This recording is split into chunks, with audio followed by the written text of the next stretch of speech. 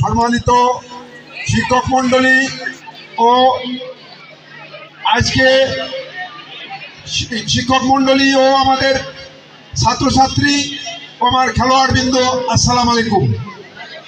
আজ আন্তঃ school football tournament 2024 আজকের ফাইনাল খেলা।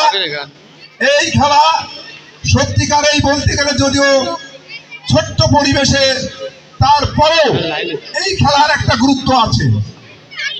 এই স্কুল কোমরপুর রতনাচরের যেমন গর্ব এবং অহংকার, ঠিক খেলাধুলার মাধ্যমে এই এলাকার পয় পরিচিতি সবাই এটা উপভোগ করবে।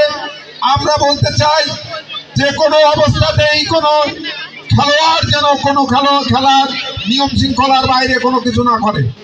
এবং আমি দর্শকবৃন্দকে বলবো, যেমন একটি অপ্রীতিকর ঘটনা ঘটে গেছে ইতিপূর্বে, স্যাররা আমাকে বলেছিল চেয়ারম্যান সাহেব আর খেলা হবে না।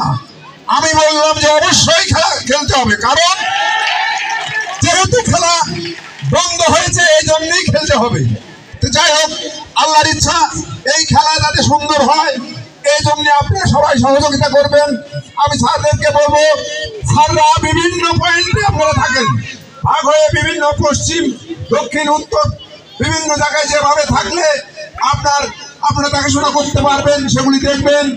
এবং পরিশেষে এই খেলা সুন্দর হোক, এই খেলার মাধ্যমে আমরা আমাদের পরিচিতি, আমরা আমাদের গর্বকে ধরে রাখতে পারি।